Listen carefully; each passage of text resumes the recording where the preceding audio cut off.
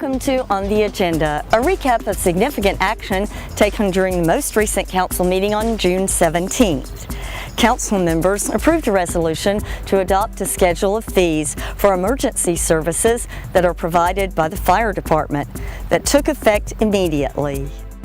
The purpose of the Proactive Public Safety Program is to recover a portion of the cost associated with the actions of an at-fault party who causes certain incidents that firefighters respond to.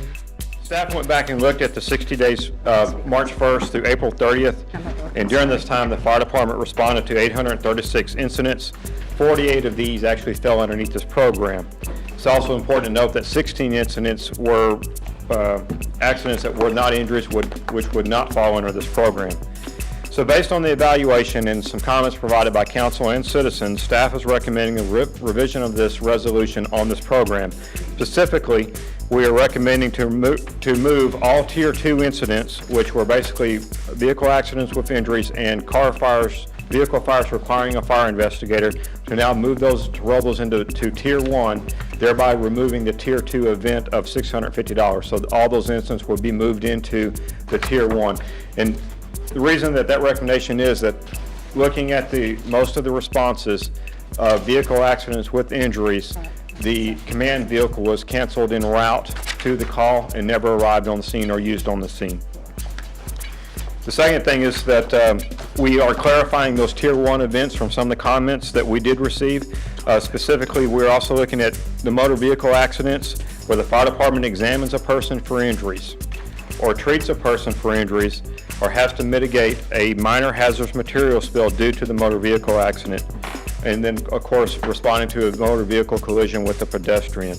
Those are the things that we've further defined into the Tier 1 events. Fees will not be assessed for motor vehicle accidents where the fire department does not take any actions, and only the at-fault person's insurance companies will be billed. Councilmember Robin Ellicott voted against the ordinance. Missouri City continues to experience growth, and it will continue to provide first-rate quality services to residents through fiscal stewardship and a progressive vision toward the future. As part of that pledge, Council held a public hearing and adopted the general budget for fiscal year 2014 that begins July 1, 2013 and ends June 30th, 2014 of $81.2 million. Major budget initiatives include the following: establishment of an Arts and Festival Commission to enhance the number of community festivals and events and possibly art projects. Opening the new animal shelter, including a grand opening to showcase the facility. Conducting a facilities need assessment, a citizen survey to find residents' priorities for future programs that could be considered in a future bond election. Hurricane Lane extension that includes new roadway from Trammell-Fresno Road north to Lake Olympia Parkway to provide a direct connection to the Fort Bend Toll Road from Trammell-Fresno Road. The project will be funded 80% from federal dollars, with the city contributing the remaining 20%. Lexington Boulevard extension from Texas Parkway to Scanlon Road, with funding through shifting the $2.5 million from a project to widen part of Texas Parkway to this project. The Lexington Boulevard extension includes new roadway and sidewalks between Texas Parkway and Scanlon Road and a new traffic signal on Texas Parkway. Improvements to Trammell-Fresno Road to widen about 1.02 miles to a 4-lane divided roadway with raised medians using 80% funding from the state, with the city contributing the other 20%. Additional traffic control services through a new Missouri City Police Department motorcycle traffic unit that will educate drivers and target reckless driving, as well as traffic congestion-related issues, beginning in the second quarter of the new fiscal year. Completing a retail analysis by Retail Coach for the Texas Parkway corridor to develop a recruiting strategy for development and retailers. construction and opening of Fire Station Number 5 in late February or early March to serve the Siena area just outside city limits. The station and a new fire engine were funded by Siena MUD Number 1.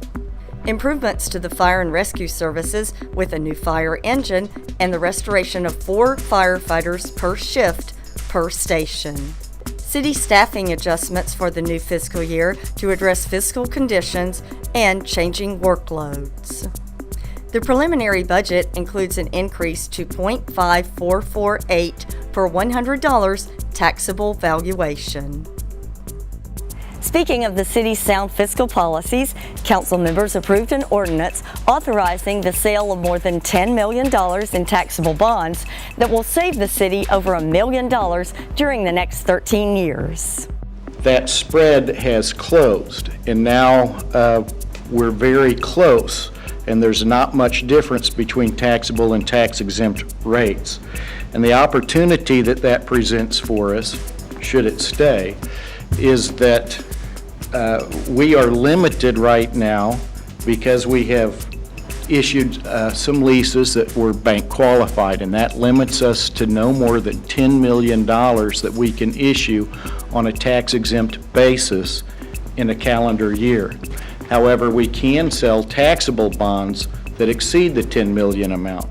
In order to offer residents more opportunities to serve on various boards and commissions, council members approved an ordinance on the first of 2 readings to allow for 2 more seats on the Parks Board. The purpose of the university was to create a pool of people that we could put in positions, but if we don't have positions to put them in, then we're going to lose the interest in the people that are going through that academy.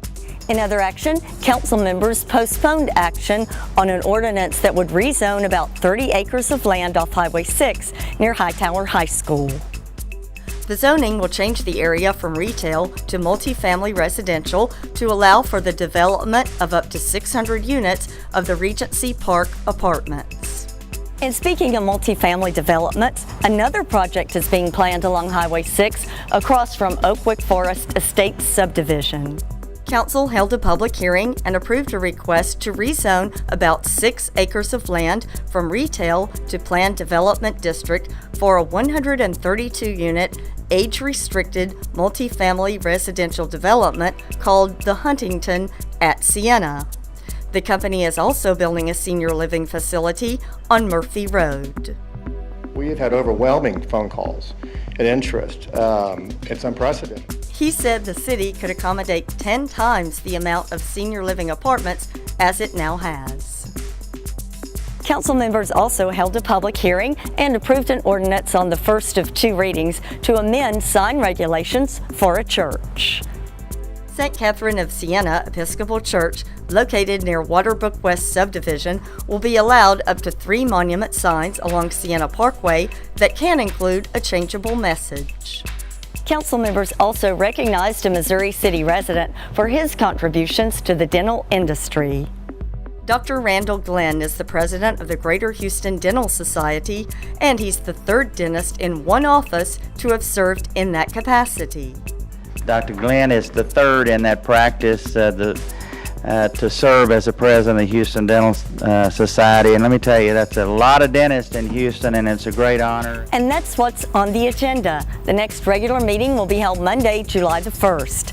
And you can find a summary of council action on the website homepage under Council Connection.